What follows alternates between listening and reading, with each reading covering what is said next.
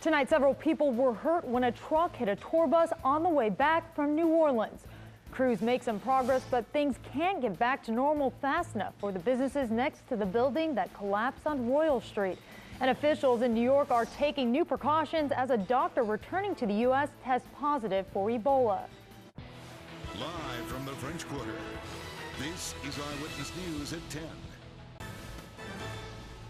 Tonight, breaking news out of Central City, where police found a young boy but can't find his parents. Someone found the baby alone in a stroller in the 2600 block of Martin Luther King Boulevard around 4:30 this afternoon. Police say they've canvassed the area but have not been able to find the boy's parents.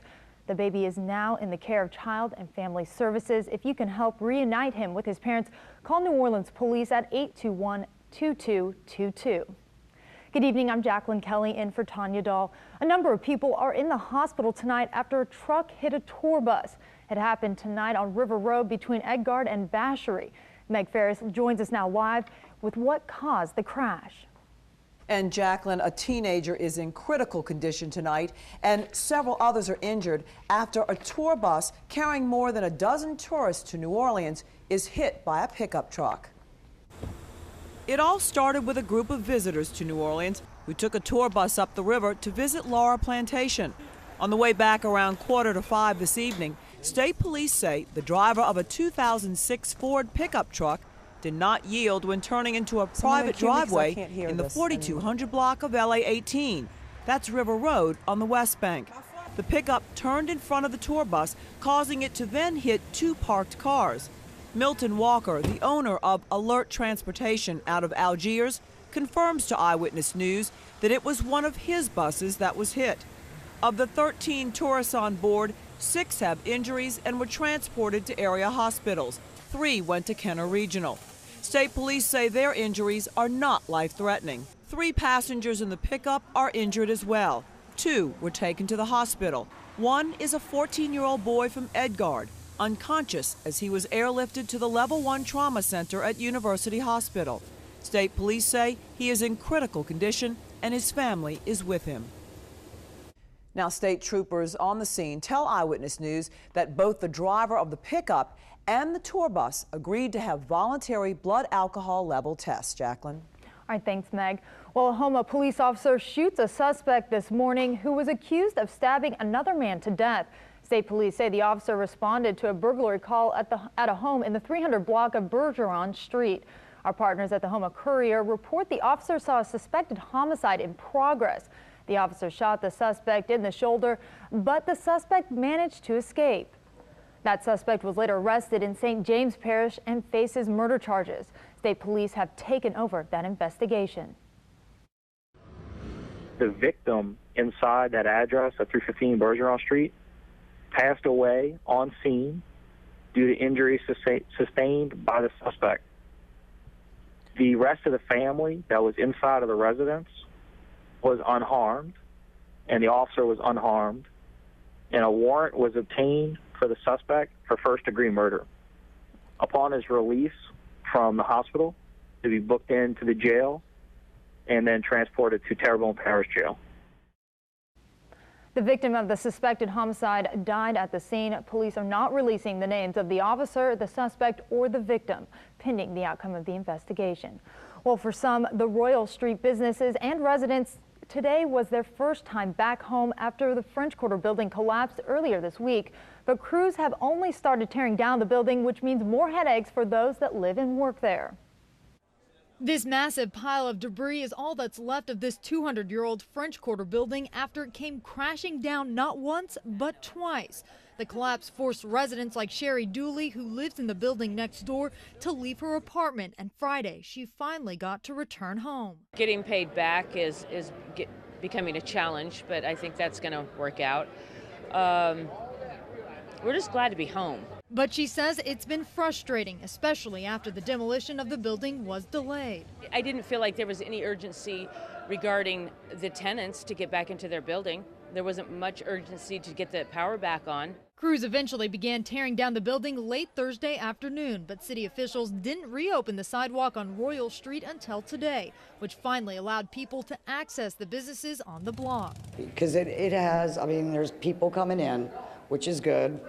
People coming to look at the building, which puts them in front of the gallery. And for businesses like AFA Art Gallery, it's the first day they've opened their doors since Tuesday. It's been horrible. We're not real happy about it.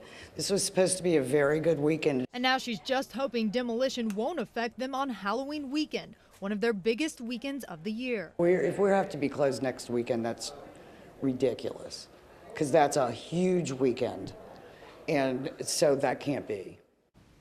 Businesses we talked to say will have to close up shop again on Monday when the crews return to finish the demolition, and they say the earliest they'll be able to reopen is Wednesday.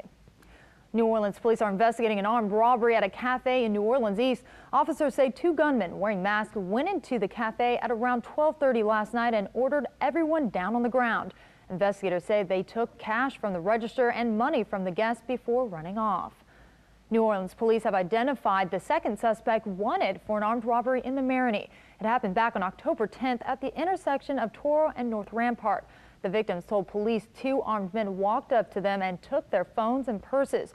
Police were able to identify 17-year-old Malik Lester and 20-year-old Darius Anderson after they used one of the stolen cell phones to post pictures of them posing with handguns. But they are still on the run tonight. If you know where they are, call Crime Stoppers at 822-1111. Right now, 4 people in Louisiana are being watched closely for Ebola, and 3 of them are right here in the New Orleans area. Healthcare workers are monitoring a couple in Marrero who traveled to Sierra Leone. They're being checked for symptoms and fever twice a day. The other 2 people being watched are in Kenner and the Baton Rouge area. The State Department of Health and Hospitals says all 4 are at low risk because they never came into contact with anyone who has Ebola. New York and New Jersey officials say they will now quarantine all medical workers returning from West Africa. The move comes after a New York City doctor who volunteered in Guinea tested positive for the deadly virus. Don Champion has more from New York. Medical personnel flying home to Illinois, New York, and New Jersey could now face a mandatory 21-day quarantine if they had direct contact with Ebola patients in West Africa. The move comes after Dr. Craig Spencer, who volunteered in Guinea, tested positive for Ebola in New York City. Doctors say the 33-year-old is now being given antiviral medicine. Spencer is getting treatment at Manhattan's Bellevue Hospital. His 2 friends and his fiance, who is now under home quarantine here, still show no symptoms of Ebola. His fiance returned to their apartment late Saturday night covered in a coat, hat, and scarf. American medical aid workers like Spencer are critical to the fight against Ebola in West Africa. Casey Hickox is a nurse who just returned from Sierra Leone.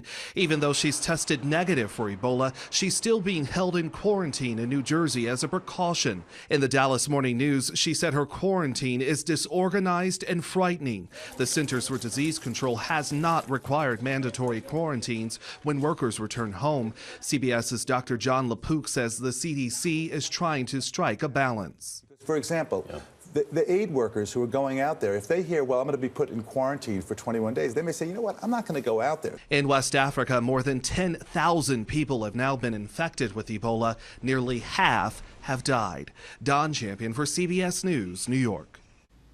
The home quarantine for Spencer's fiance and 2 friends ends on November 4th.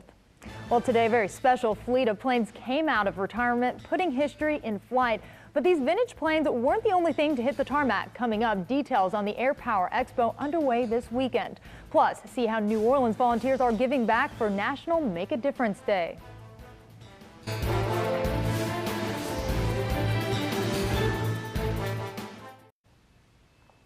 You may have spotted them flying overhead this weekend. Hundreds of people got a close-up look at vintage planes used in World War II.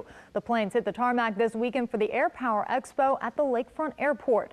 The National World War II Museum hosted the event, and several veteran pilots came out to share their stories. Some even got to climb the cockpit for a quick ride. For more information, just log on our website, WWLTV.com. Today, volunteers from around the country are doing their part to give back to communities in need. National Make a Difference Day kicked off in New Orleans East this morning as Antoine Harris reports some familiar faces pitched in to help. Volunteers get right to work at Einstein Charter in New Orleans East as the goal of giving back is the theme for the day. Several people from around the community and members from the Channel 4 team turned out for Make a Difference Day and helped add some color to the front of the school. William Hanna puts in 1,700 hours of community service a year and says this is what communities have to do to thrive. It's very pivotal for growth in the community. If I don't, as the younger generation, how will the kids that are coming under me know that they have to come back and give to the community? So I feel like it's due process. Einstein is operating out of several connected trailers and needed some sprucing up on its second year of operation. The principal says schools in New Orleans East tend to get left out of service projects simply due to location. New Orleans East has always felt that we are the forgotten area. I live out here, so I'm invested in this community. It's just not a place where I work, but this is where I live, this is where I reared my family. This group painted inspirational murals for the walkway that connects the school. Out back, picnic tables were being put together.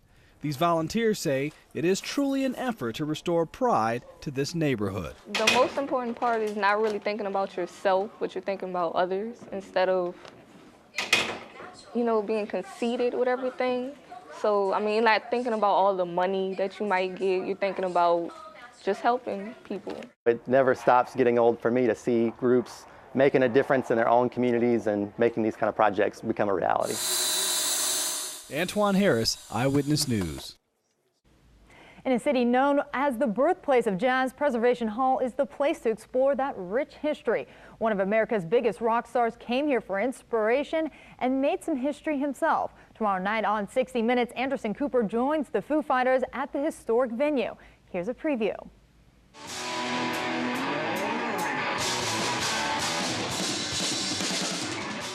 The concert was being shot for an 8-part HBO documentary about the history of modern American music that Dave Grohl is directing. Each episode focuses on the unique musical heritage of one city. To help him learn that history, Grohl interviewed local musicians everywhere the band went. Among them, Troy Andrews, better known as Trombone Shorty. Where are you from? From New Orleans, from here, Treme neighborhood. When I interview these people and I get them to explain not only the history of the city, but the influence that has on the music that comes from here. There's a reason why Chicago blues sounds like Chicago blues, and there's a reason why jazz music is here in New Orleans. And the reason is the history of how that music was It could formed. be anything. In Seattle, it rains all the time, so people stay in their basements and write songs. Also tomorrow night, medical researchers talk about weeding out dangerous and deadly diseases from the gene pool. 60 Minutes airs Sunday at 6:30 on CBS. And good evening to you. We're looking good as we move into the nighttime hours. Things are nice and quiet, and they've been this way really for most of the nation this weekend. Most of us getting kind of nice October weather. There is a big system for the Pacific Northwest. Also a little bit of shower activity finishing up in the Northeast. But here in the New Orleans area, everything's looking good. As you know, if you've headed outside at all today, really a beautiful October weekend. Temperatures are currently still in the 60s or 70s.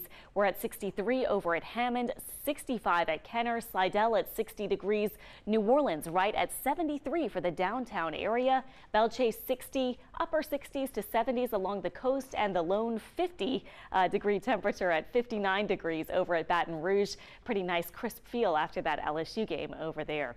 24-hour temperature change is, as you can see, a little warmer. We're about 5 degrees or so warmer in many locations now than we were this time last night. So as we move into tonight, we're expecting things to not chill down quite as much as it did early this morning. Winds are mainly from the west and northwest, about 5 miles per hour. And here's what's going to happen as we head into the next couple of days. We're going to see our high pressure, which has kind of been in control for a while, shifting off to the east. When it does that, you can see the circulation around that surface high is going to drag in southerly winds winds. You can see that here, and of course we know what that means, pumping in the moisture from the Gulf of Mexico. So it will turn a little more humid, especially by the second part of tomorrow and then especially into Monday.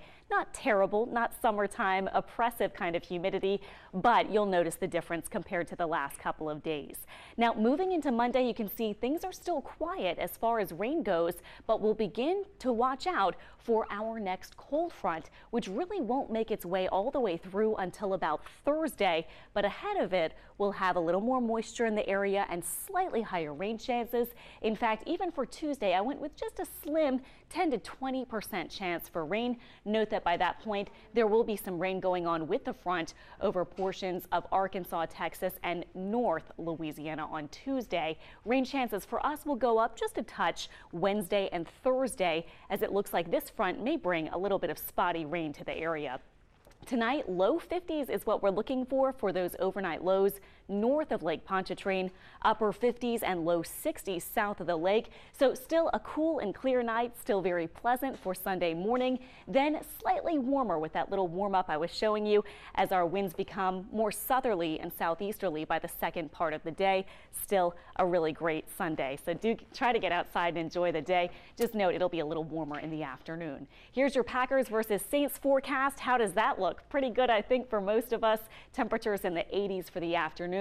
At 7:30, temperatures middle 70s, and then after the game in the nighttime hours, temperatures dipping into the 60s. Let's talk tropics quickly. We've been watching this one little invest over the Caribbean Sea, may kind of meander around this area, not a threat to us here along the Gulf Coast, but you can see that it may kind of stay in this area, maybe try to develop, but it doesn't look like it'll get too much action there. The National Hurricane Center giving it a very slim 20% chance of development in the next 5 days. That's the time frame that we may see our front bringing our rain chances up just a little bit Wednesday and Thursday. If you have your eye on Friday for trick-or-treating, looks pretty nice. By then, the front may have already moved through in the morning hours, so that would make for a really nice, pleasant, comfortable, low humidity kind of setup for those trick-or-treating hours on Friday evening. All right, thanks, Alexandra. Up next in sports, the nation's #1 team has an unexpected battle in the Bluegrass State. Brian Selman has those highlights next. Plus, the Tigers and Rebels play a barn burner in Baton Rouge. Find out if the Tigers could pull off an upset in Death Valley. Stick around, sports is next. A sad day for folks in Hammond with Southeastern losing, but a happy day for most of the folks because LSU. Exactly. LSU Gotta love it. wins their game for sure. All right, thanks, Brian. We'll be right back right after this. Tonight, Halloween came early at the Jefferson Parish East Bank Library on West Napoleon. The Spooktacular Trunk or Treat event is free for kids 10 and under and presented by the Tulane Lakeside Hospital. Kids got to trick or treat, get their faces painted, and play games for prizes. Well, that's our news for tonight. Thanks for watching. We'll see you right back here tomorrow at 6 for the Sunday edition of the Eyewitness Morning News. Until then, have a good night. Woo, we did it.